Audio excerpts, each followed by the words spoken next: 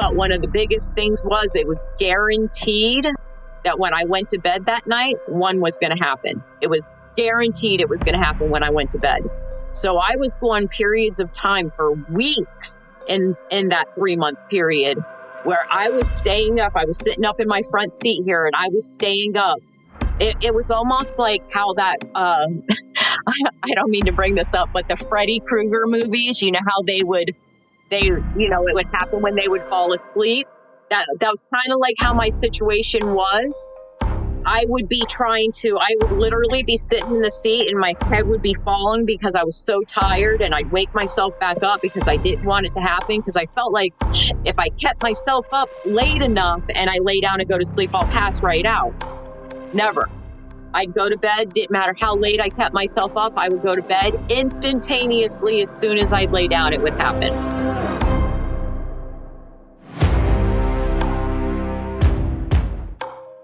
I'm Rye, your Kodega, here to lead you through the shadows of the unknown. My journeys have carried me across hidden corners of the world to places steeped in wonder, whispers, and unanswered questions. Walk with me as we uncover ancient civilizations, unravel unexplained phenomena, and chase the legends that refuse to die. Welcome to Kodega's Codex of Curiosities.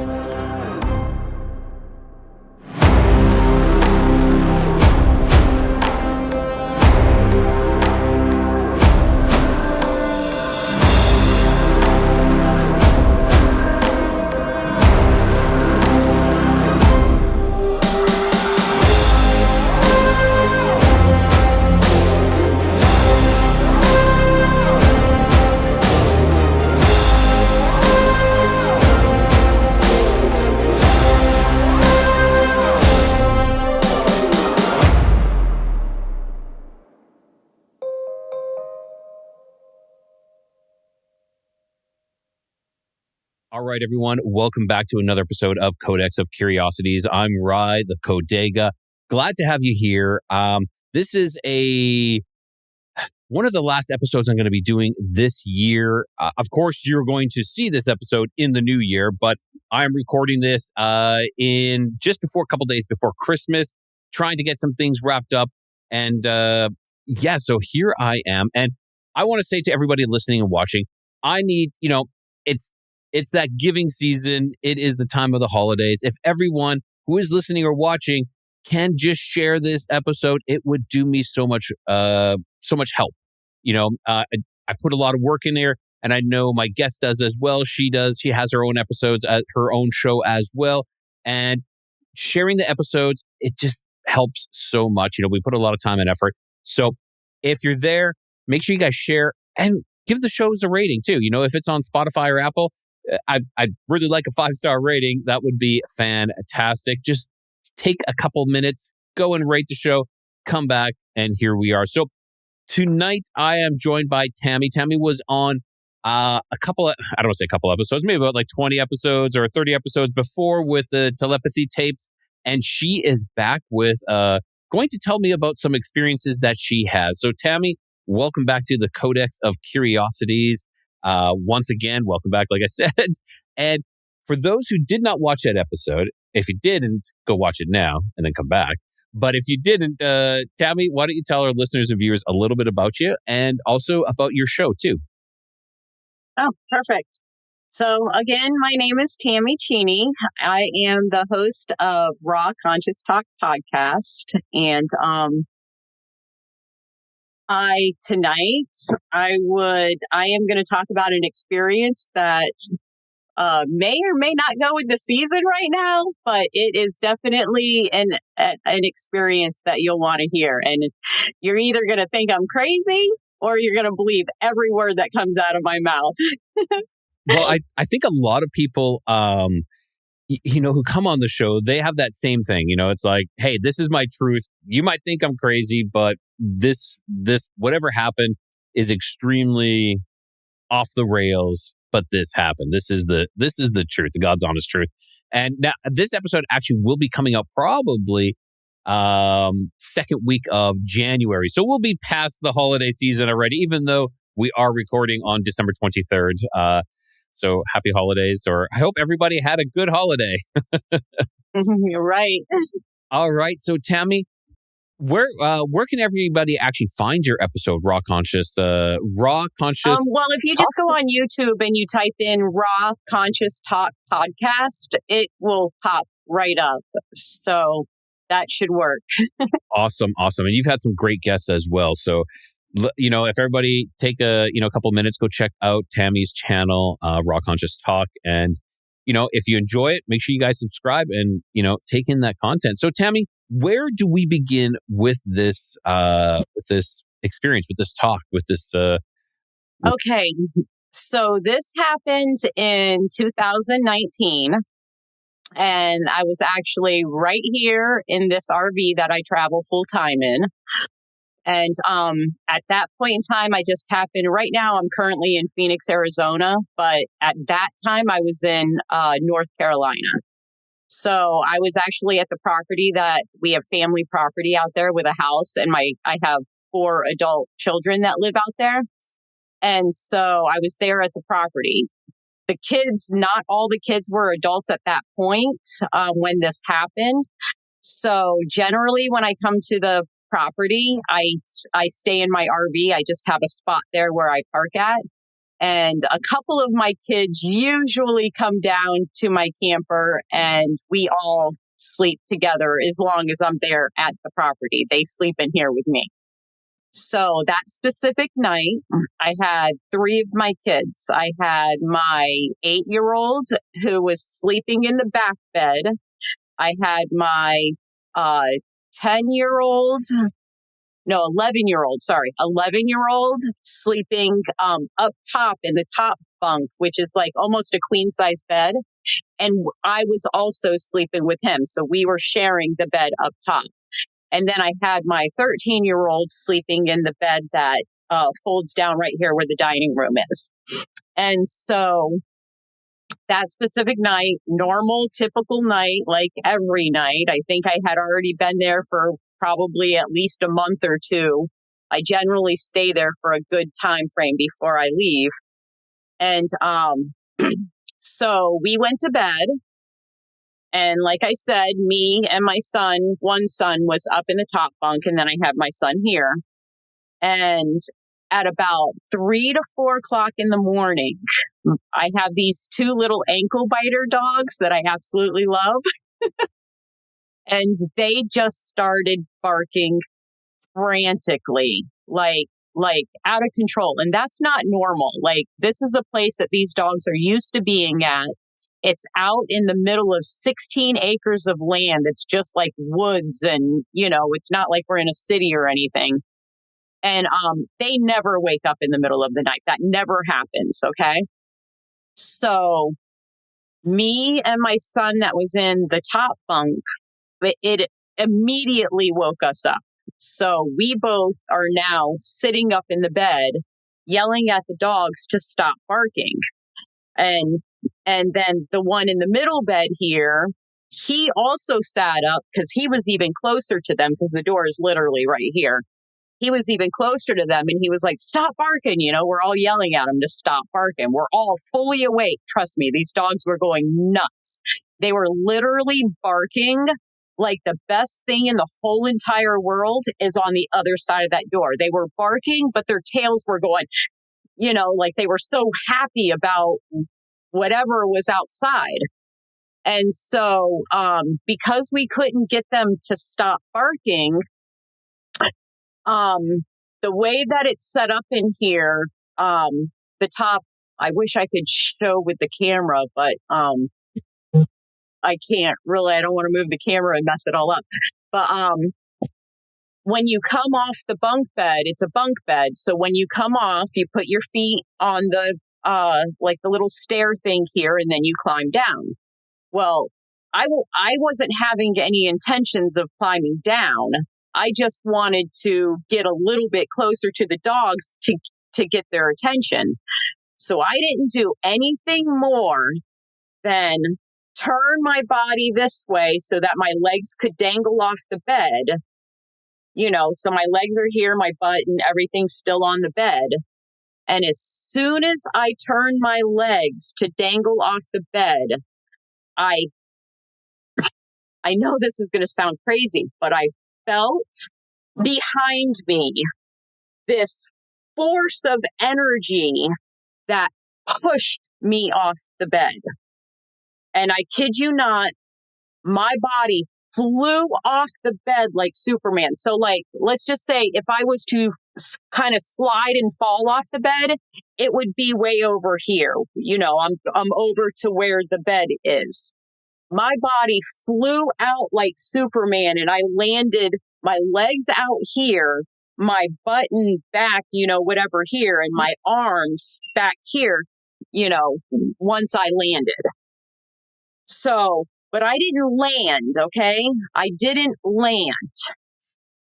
I mean, I eventually landed, but I didn't land. What happened to me is I fell in this bottomless black pit. What? And I kid you not, I'm grabbing at anything I possibly can because I was falling really fast and I'm just trying to grab anything to stop me from falling. And my feet were like pointed down like this because I'm just trying to touch bottom. You know what I mean?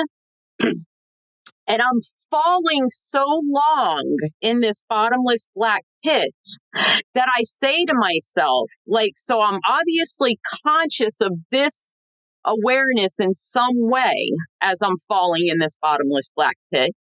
I say to myself, when am I going to hit the floor? It's only right there because it's literally, it's about, let me see, 1, 2, 3.5 feet down. Okay.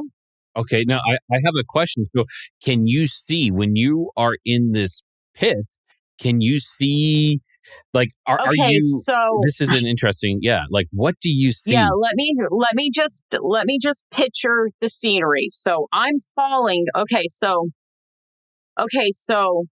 somehow, and I don't know how to explain this, but somehow it was the blackest black that I have ever seen. It was, there is no darkness as dark as this dark, okay? But somehow I wasn't seeing through my eyes because it was so black that I couldn't see it. It was almost like I was watching it happen in two different Like you were in two different places almost at the exact same time is kind of what you're... Right. So it's like somehow I have a visual in my head, but in the experience, there was no visual. Yeah. It was... I understand. Kind of like almost experience. An astral. Almost like an astral. It was like you were astrally projected into a different spot, but yet you were just in both places at the same time, but seeing through your mind's eye or something else. You were seeing something else. Something else. Right. And so I was falling long enough. And when I say I was falling really fast, I was falling. So I could have went in that amount of time. I must have went at least, I don't know, maybe 2,000 feet down. I mean, I was falling fast. So I don't know how far I fell, but it was straight down, and that's all I know. And it was black, and it was a incredibly horrible experience. So as I'm falling, and I'm falling so long and so fast, and I knew the floor was just right there. As soon as I said those words, when am I going to hit the floor? It's only right there. Instantly, I came out of that black pit. I hit the floor like what I should have done, but if I just slipped off the bed, I should have been over here. But because a force shoved me off the bed, my body flew off like Superman. So my legs were out here, my butt and my back were right here, and this arm here was back here, and this was over here, catching me, as I hit the floor. Well, I broke both bones in this arm when I hit the floor. I knew instantaneously that my arm was broke. I instantaneously, out of instinct, because I don't know, have you broken a bone before? Do you know what it feels like to have a broke bone? I fractured a bone, so not like a complete break, so no. Okay, well, it hurt. A broken bone hurts worse when it's out of place. So my first instinct was to instantly pop them back into place so the pain wasn't as bad, but it was still really bad. Like the pain was really bad, okay? So I jump up, my son here's sitting there, still yelling at the dogs. He's up there yelling at the dogs, looking down. And I jump up, I'm like, oh my gosh, I broke both bones in my arm, because I knew it was both bones. I felt both bones. And I said, and I just fell in a bottomless black pit, and the kids are looking at me and they're shocked because, of the whole transaction that happened. So what they saw was it just looked like, well, to my son that was sleeping here, that I just fell. They didn't, none of the other, it was just like, you fell. Like, I don't even think they were looking directly at me when it happened. They just saw me getting up off the floor, basically. At that point, I'm like, okay, there is no way I'm going to the hospital. I know that I've already set the bone in place. Like, I do not feel very secure about hospitals. I just don't. And I hate saying that. Like, if it's an emergency and I have no other choice, and to me, I had a choice. I knew that I had set up back in place. So anyway, I told the kids, listen, I'm not going to the hospital. Let's just wait until it starts to become light outside. And then we'll go up to the main house where their dad and their grandma are, and their other brother. So we wait until 6 o'clock in the morning. And by that time, I'll be honest, my arm was swollen, and the way that it broke, it made I can't explain it, but my bone was like my wrist and everything. When you looked at it, you were like, holy, it was right away. Holy moly. Something is off. Yeah. Something is not lined up here. Right. So we get to the house, the first person we see, because we went right at like 6 o'clock in the morning because it just started getting light out. And Grandma was the only one up. So I walk up, I got my arm behind my back, and I walk up to Grandma, and I was like, Grandma, I have to show you something. And I just want you to know, I don't want to go to the hospital. Please let me take care of this myself. And she looks at me and she's like, what happened? So I pull my arm out, and as soon as she sees it, her eyes just are like, you can see that she's like about to have a heart attack or something from what she's looking at. And she was like, you got to go to the hospital. And I'm like, okay, listen, if I'm going to the hospital, it has to happen right now. Because if I don't go now, I'm not going to go. I'm definitely going to talk myself out of it. So they got the keys right away, jumped in the car, brought me to the hospital. And just like I said, both bones were broken. And I told the doctor, I'm like, I already set it in place. And when they did the x-rays, and he was like, he chuckled. He was like, yeah, you're right. Both bones. And yeah, you're right. You put it back in place. So they put the cast on my arm. I get a cast put on my arm. I'm sent home. When I get home, within probably 5 to 10 minutes of me being home, I all of a sudden feel this feeling like somebody is putting their hands around my throat and I can't breathe. Like it was like somebody was choking me. Okay. And I'm not exaggerating when I say that. It literally, like, I felt like my air supply was being cut off. I couldn't breathe. So I had them rush me back up to the hospital. And I told the doctors, I said, I can't breathe.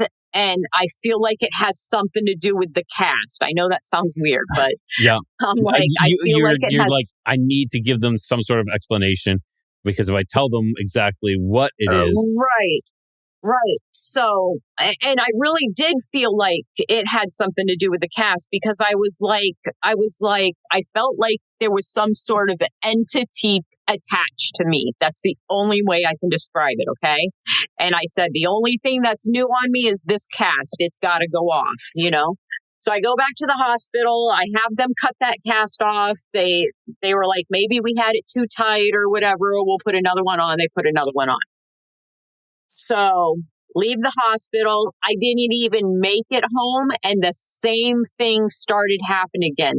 I started feeling like there were hands around my neck and I couldn't breathe. Okay. So I call the hospital. I'm like, it's happening again. I need this cast taken off. And they were like, well, listen, we're just going to send you to a specialist and we'll have him put it on because maybe there's just something that we're not doing right. So long story short, go to the specialist like the next day, get in there. He puts another cast on my arm and same thing happened. So that doctor told me that, and meanwhile, okay. And this is your left arm, is it? It was my left arm. Yep. And meanwhile, I'm having these experiences all day, all night for those 3 days. It would come and then it would go. It would come and then it would go. And it was just nonstop. I'm not getting any sleep at night. Like at this point, I am losing my mind because for one thing, I can't wrap around my head around the bottomless black pit that I fell in. Like it was consuming me 24 hours a day, 7 days a week, that the feel of the force and falling into that bottomless black pit. So long story short, I get the cast. I have to get the third cast now cut off and I go castless because I really felt that there was some sort of whatever. This is my thought pattern at that time, that there was some sort of entity attached to this cast on my arm. I get that cast taken off. And I know that this is going to sound weird how this kind of shifts a little bit, but I get the cast take off. Now I'm castless. I get home. Everything seems to be okay. And then all of a sudden, when I go to bed that night, I began to feel, and this is the only way for me to describe it, it felt like there was a tarantula-sized spider. I know it sounds like I'm going off in left field. It really does. But this is literally hours. I'm going to bed now, hours after getting my cast cut off. It starts crawling up my leg. And why I say spider is because I felt it crawl like this. You know what I mean? I physically felt it on my leg, crawling up my leg. It went all the way up to my leg, all the way up to my chest. And as soon as it hit my chest, I was immediately thrown back into that bottomless black pit. What? So whatever this was, it like sent you back. Right. When I say I went to the hospital completely out of my mind because the only thing that I could think of was happening is somehow I'm dying right now. And I need to go to the hospital to find out why I'm dying. Okay. That's the only thing that I can think of. I'm dying right now. They told me you're having panic attacks. Here's a pill. Take a pill and it should calm you down.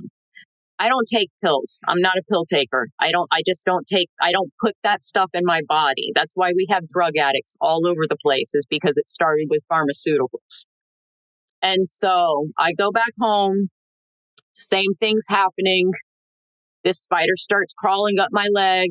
I'm thrown back into the bottomless black pit, and going through the same thing over and over again. Only there's this spider now that crawls up my leg. Okay. You know?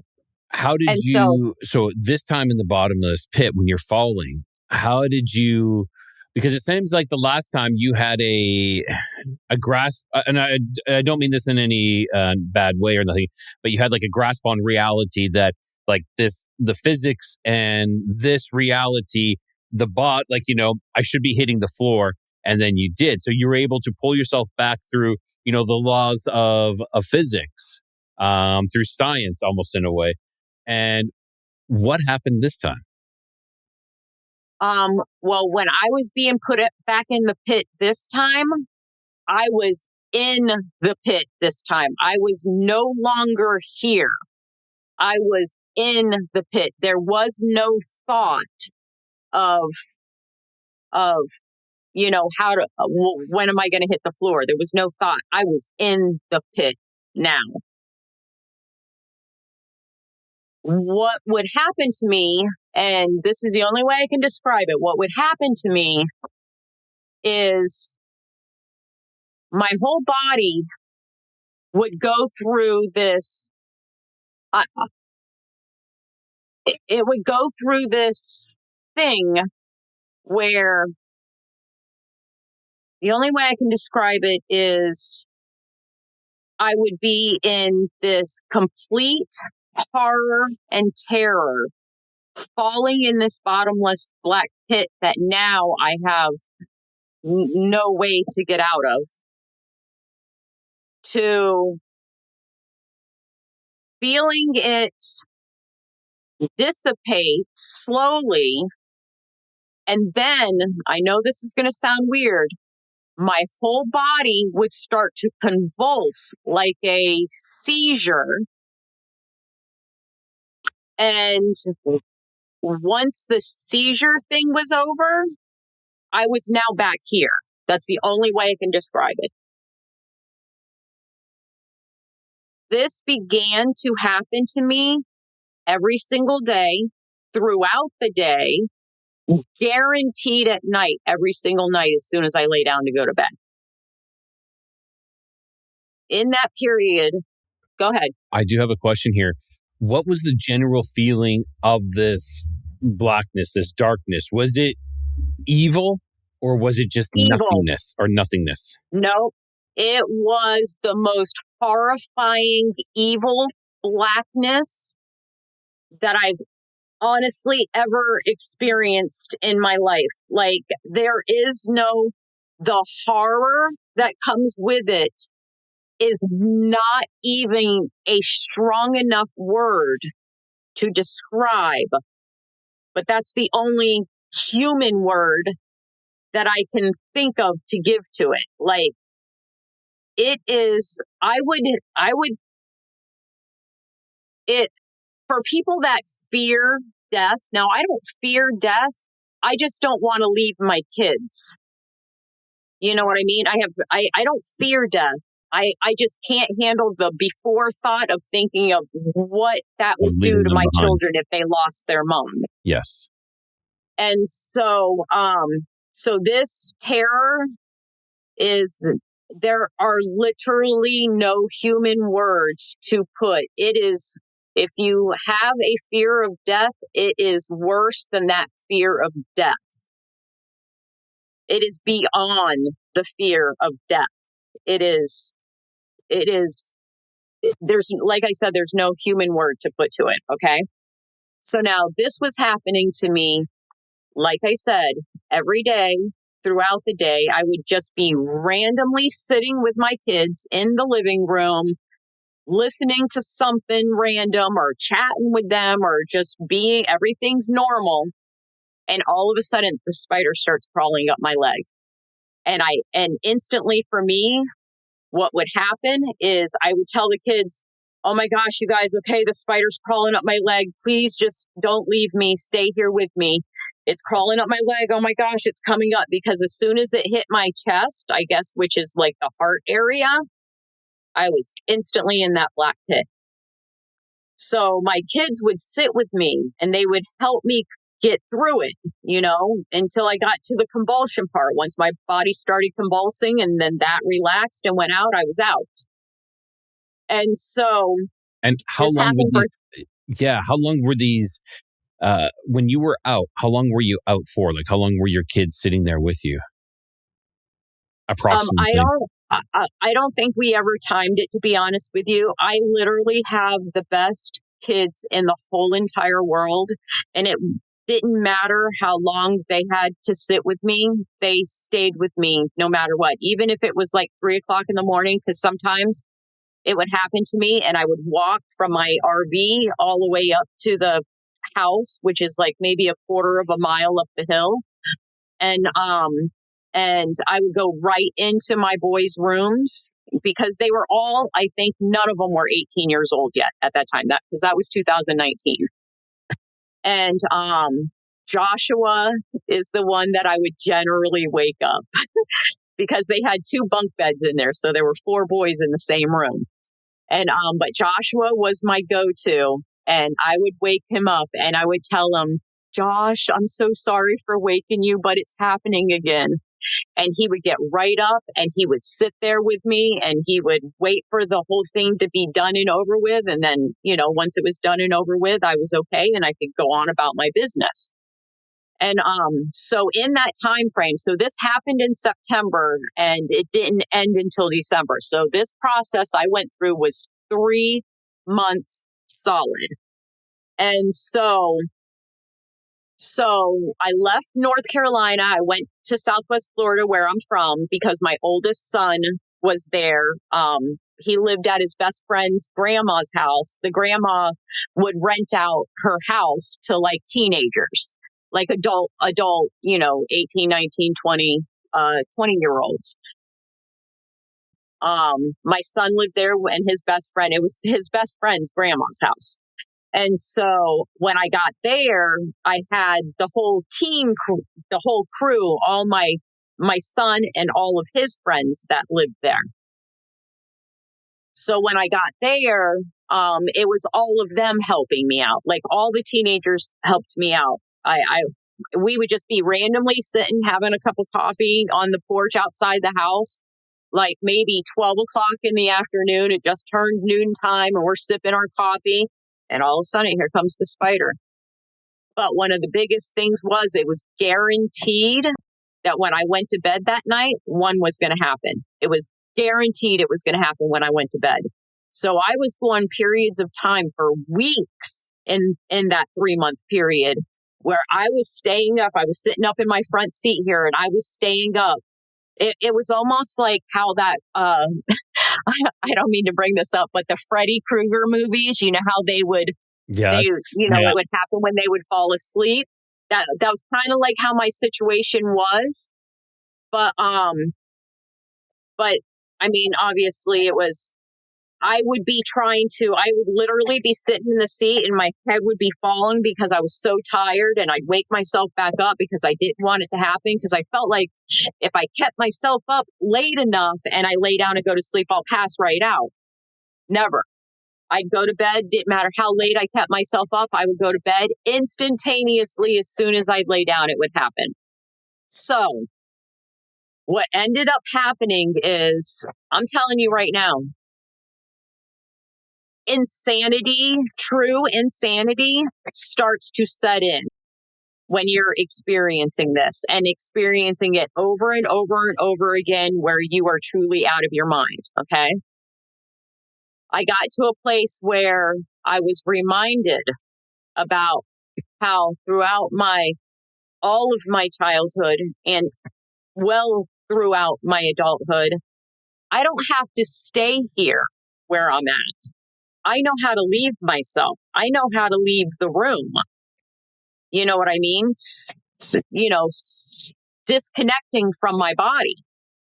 So it just all of a sudden came to me one night when I went through an experience, and after the whole convulsion thing, and I got through it, I laid there, and just all of a sudden it came to the understanding I can leave my body. I don't have to be here to experience this. And once that hit me, immediately that's what I began to do. So what would happen, and I know this sounds weird, is one would start to come on, and I would disconnect from my body, where I'm looking at my body. I'm literally just right outside of my skin. Okay. I'm literally right here. And so now I'm not connected to my body anymore. And I'm looking at my body, in an out of body state, laying there. And I'm watching my body go through the whole motion. Okay. And as I'm there, I'm talking to God, and I'm saying, I'm just so grateful and thankful that I remembered. This is what I just kept saying. I remember that I can just leave my body. I don't have to be present while this is happening, So every single time it was happening after that point, I would leave my body. I would watch my body from a out of body state. I would see my body get to the convulsion state. My whole body would convulse. And I would be conversating with God saying, okay, so I was speaking to myself as if we were separate. So I said, okay, she's at the convulsion state. So it's almost over. I'm conversating outside myself. And I did that over and over and over again. And all of a sudden, one day, I woke up the next morning, went and got my coffee like normal, went and sat out on the porch, and all of a sudden, I realized I didn't have one last night when I laid down. I actually fell asleep. Like, I didn't even know that I didn't, And I'm like, it didn't happen. Oh my gosh. And I'm like, I wonder if it's going to happen today. And, I'm having this whole conversation on the porch all by myself because I'm the only one out there sipping coffee. But it was it blew me away so much that I was like, I couldn't believe I didn't have one. And so I sat there, and slowly, as I was sitting out on the porch, the teenagers were coming out of the house to come out on the porch too. And I was like, hey, you guys, I didn't have one. It didn't happen last night, That was the last time. That night before was the last time that I had one of those. And was there any sort of trigger that night specifically? Do you recall that maybe caused this? Or was it at the point that your arm was fully healed at this point as well? Oh, no. My broken arm took like 6 months to heal. I don't know what it is about putting a cast on a bone, but mine took a really long time to heal. Just like pain wise and being able to use it. It still took another year after that because it was like curved. It wasn't curved right. You know what I mean? My arm wasn't curved right. And so I was supposed to go through physical therapy, but I chose to do physical therapy myself. It didn't happen again. It never happened again, ever again. But what ended up happening after that is I had PTSD. And for at least 2 years solid. And I couldn't get past that, and I don't know why. But in my PTSD, I was seeing it was almost like, how I separated myself from my body? Yes, correct. Okay. And I was watching it now, happening outside my body. The PTSD was the experience of me watching myself, watching it happen. Oh, wow. And I was feeling the feelings of how terrified I was. You know what I mean? Of course. And of course. So I wasn't in the bottomless black pit anymore, but I was watching it happen as a third person almost. And that was at least 2 years solid that it took me to get over the PTSD. And I don't have any experiences from it. Nothing else happens to me, anymore at all from that experience. I'm completely set free. Oh, I know what I wanted to tell you because you asked me the question just a second ago. This is my personal opinion. People can take it or leave it, okay? What I felt like happened to me is when that force up in the top bunk's energy rushed at me and I flew off the bed, I believe that entity attached itself to me, okay? And that entity came on me like a spider crawling up my leg. And that's the only way that I could describe it. It was literally attached to me. And because I kept separating myself from my body and not experiencing it anymore, just watching it, not experiencing it even when I'm watching it, the entity came to a place where it realized we can't get her anymore. We can't feed off of her anymore. Yes. Because she's not experiencing it anymore. She's separated herself and now she's not terrified and horrified about they were feeding off that energy. Like whatever that entity was, it was feeding off that energy because as soon as it got to a point where I had done that for like probably 4 weeks straight, I had to do that for like 4 weeks, separating from myself. After they realized that there was nothing to feed off anymore, I wasn't experiencing it anymore, I learned the trick with separating myself from that. And it just left. And it's like, once it was gone, it was gone. And it never happened again. That was 2019. So I guess it's going on like 6 years now. Wow. That is intense. That story is crazy. Now, this abyss, do you believe it was like the one written about in the Bible, where in Enoch 1, where fallen beings are cast into the dark void, bound in depths. And again, like there's no bottom, no light, no escape. Do you believe that that's kind of where you ended up? I wouldn't say that it was for sure where I ended up because there is technically supposed to be no escape from there, and I did escape. Correct. Yes. It was definitely okay. Some sort of a pit possibly talked about in the Bible, and I think the reason why that story may have been somebody's experience is because I think that they were having near-death experiences even at that time, and somebody experienced the bottomless black pit, Is there a possibility that you changed places with the demon? The demon inhabited you, and you and again, I'm just throwing out ideas. It doesn't mean I'm right in any way, shape, or form. I'm just throwing out ideas, that maybe you perhaps exchange places. When he pushed you, it was to push you out of your body and for him to enter in. And then during those times, during the next 3 months, you kind of shared the same spot, but every now and then, there was an activation that still pushed you out. And in some, I think it's, where is it? In some native folklore, they talk about, the spiders are weavers of worlds where they exist between realms. So wow. they connect them, and this I've heard this before. Like I actually watched a movie where they talked about the spider is the connector of the worlds kind of thing. Like their points, their points where they connect. Okay. That is, and their webs is what connects these worlds. So maybe that is something just to consider.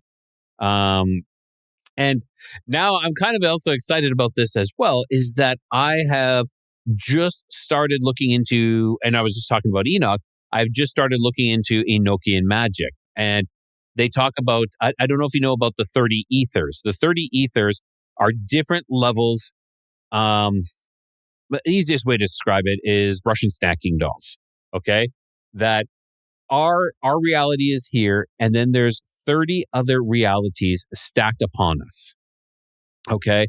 And they can be accessed. These other ethers can be accessed. Some of them have been described as just like, but this is why I'm not like, maybe it's not so much because they're like John D had recorded them as being, beyond light, beyond shape, beyond language, but not darkness as in like evil, but darkness as unmanifested potential. Okay. And one thing though is that each ether has its own governor. Okay. So, and Okay. they aren't friendly. They aren't hostile. It's kind of like they're in control of this area. It's kind of more factual, like logical kind of thing. So, but I don't know if that's maybe perhaps you got moved to an ether or if you actually were thrown in and seen the eyes of this demon of it falling completely, into this abyss. And then it was a form of possession, kind of like Well, I didn't see the demon. I didn't see it. I just felt the force. Like it was such a physical thing for me. Like I don't even know how to fully it was almost like my kid came over and shoved me off the bed, but I know he didn't do that, you know? And so it was that physical. And so in the pit, it was just, it was just so surreal, terrifying. Mm-hmm. It was more real than here. I mean, it was real, And so, yeah, it took me a long time to talk about this experience, and I've only talked about it once, and it was just recently because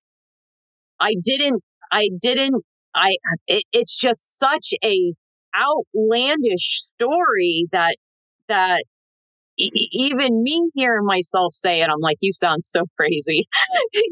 That sounds so crazy, but I'm not. I'm definitely not. And I definitely experienced it. And it's not that your children experienced it as well, but they kind of walked me. You. Yes, right. They walked with you as you went through this experience, which is, it's beautiful to have some fantastic children like that. But maybe terrifying on their part too, to see their mom going through this, like whatever battle that is happening. Because I actually believe, in my own personal opinion, I don't like telling people what their experience, but I'm believing that it definitely was a spiritual battle, like this, you were being attacked. True spiritual battle. Like, there's so many things with everything that's being tossed around, like in every different direction right now. I'm having a hard time really connecting everything fully because I know I went somewhere that was definitely would be what the description of the pit of hell is. Yes. There was no fire or light, but there's something that goes down. I know that. There's something that goes down and it doesn't stop.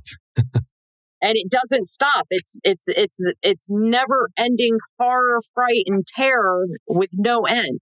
I do believe that the abyss is different than hell. Like, I think those two things are two separate things. The abyss is where the demons and the demons were cast to the sides of the abyss, and the fallen, it cast into the abyss. The fallen angels were cast into the abyss, and the demons, which are the disembodied spirits of the Nephilim, were cast to the sides of the abyss. But nonetheless, whatever attacked you, I think my personal belief is that you kind of switch places slightly. Like it's like okay.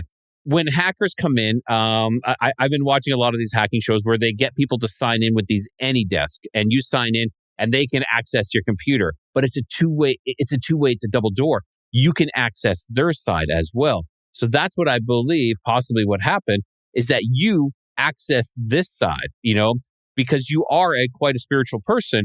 I believe that you were able to unconsciously, not really know it, but to see through what they are seeing and to experience that.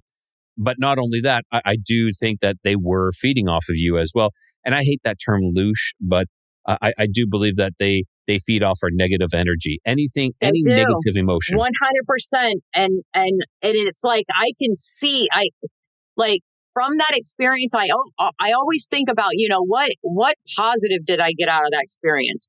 Well, I'll tell you right now, the positive that to me personally is a positive is I can now see where they feed their energy at. I can't really see it through my physical eyes, but it's so clear that it's like I'm seeing through my physical eyes. I can see them literally feeding now everywhere, all around me. Like I see it physically happening. And it's like, I don't know. I don't know if that battle that I fought, got me where I have like this shield, some sort of a shield of protection around me. But, I don't feel, I feel like I have some sort of protection around me now. That's the only way I can describe it. And it's like, I just know that they might be able to be showing themselves all around me here, outside, but they can't touch me. I can just walk right through it. It could be the wisdom of actually seeing through the facade, be able to actually see it for what it is.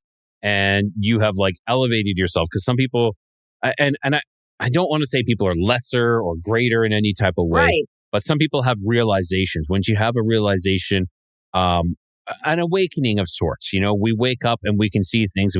Unfortunately, we can never unsee these things, like we start to see all this corruption, and then we actually realize that it's absolutely everywhere, and we cannot stop unseeing that. And then there's other people who don't see it at all. They haven't gotten there yet. And perhaps you have gotten there, and now you see this all, and it doesn't have magic. It doesn't have power over you anymore, because you see it for what it is. And by having that realization, you remove the power away from it. And like you said, you create Right. some sort of shield on yourself. Right. I feel shielded. Yep. Jeez.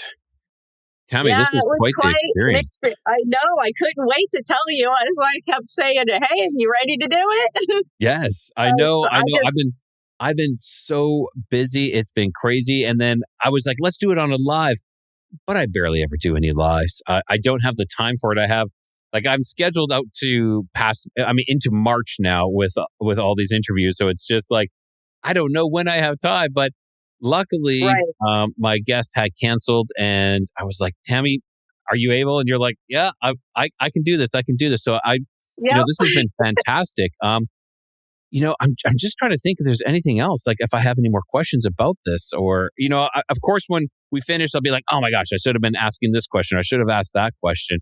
But is there any insights that you want to be like you said, now you see this all, but is there anything else that you want to, any beliefs that you believe about this, or anything else that you think maybe that this is tied into something or anything?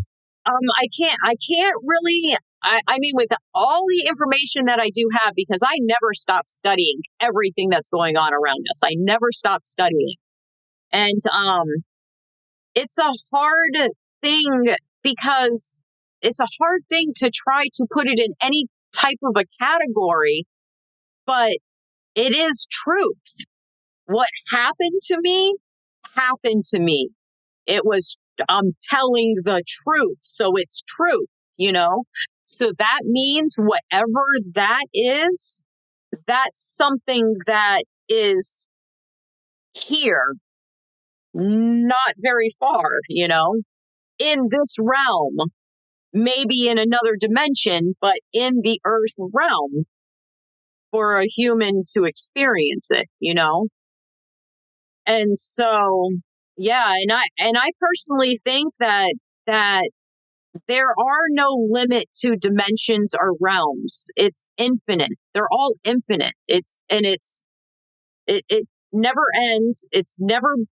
There's never been a beginning. There's never been an end. It just is. And so, I think, I believe that in this experience, in this human experience, it's endless experiences that you can have here. Endless, so, but that that specific experience, I still question, why did I go through this? I want more information. I'm over it now. I really am. I'm over it now. But the fact is the fact. It happened. It's not like it didn't exist or this is something that wasn't in reality. So I want answers, and I'm not looking for answers, from audience or people. I want something in these other realms to tell me what that was all about and give me more information, I agree. and explain things a little bit better. It's great to, to see these ideas and to try to be like, okay, trying to piece this all together. And I think that's what, you're doing with your show. And I feel that that's what I'm doing with my show, is just trying to piece this all together, because no one has all the answers, no one does. And it's, there's a little bit of truth here. There's a little bit of truth here. And we just have to slowly put it all together like this giant puzzle. And, yes. Sometimes I found though, like when I put these puzzle pieces together, they don't fit. And it's like, okay, no, I got to step back, and it's okay to step back and realize bring it at a different angle. Exactly. And realize that somehow I was wrong on this one. Okay, let me step back and take a look at this and approach it at a different way. So, and it is okay. So, Tammy, I want to say thank you so much for coming on. I've really appreciated this. Is there anything else you want to say before we close out here, or if you give your show another shout out would be great. I absolutely love coming on and having interviews with you. I love your channel. But I guess there's not really any last words that I can say. I think I pretty much nipped everything in the bud with everything that I did say. But I do want to say that, again, I am the host of Raw Conscious Talk podcast, and it's all about just looking for answers, just like Rye. And you can find me on YouTube, again, Raw Conscious Talk podcast. Thank you. Awesome. Thank you so much, Tammy.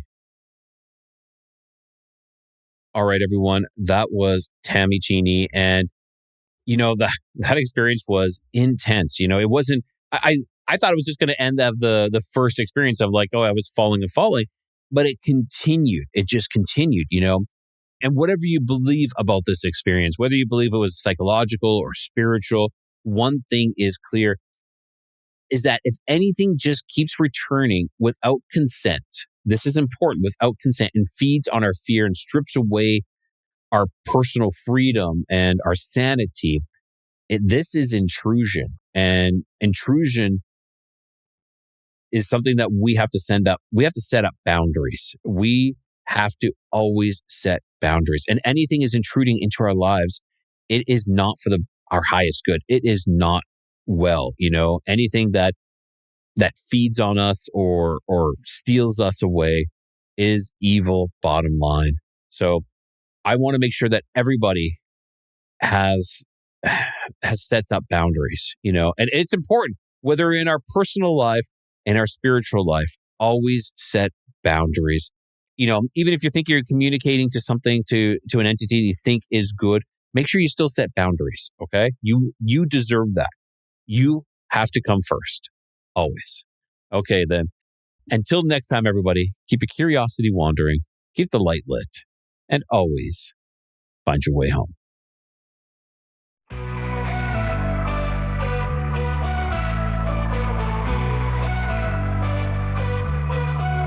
Beneath the stars where shadows grow, the Nephilim's echoes whisper low. Bigfoot roams through the forest deep, and Dogman prowls where the brave won't sleep. Across lost history we wonder why, seeking the truth that time tried to hide. Keep your curiosities wandering and the light lit, through the darkness don't ever quit. In the codex, the mysteries come, and always find your way back home.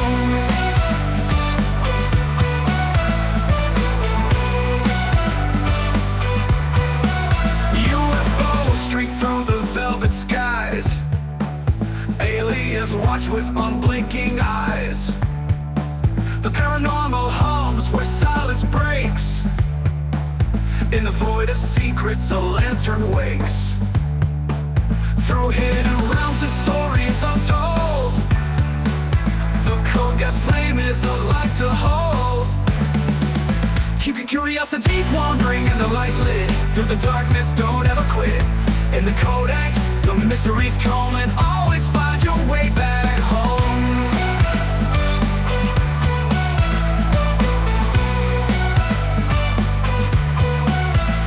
UFOs streak through the velvet skies. Aliens watch with unblinking eyes. The paranormal hums where silence breaks. In the void of secrets, a lantern wakes. Through hidden realms and stories untold, the cold gas flame is a light to hold. Keep your curiosities wandering and the light lit. Through the darkness, don't ever quit. In the codex, the mysteries come and always find your way back home.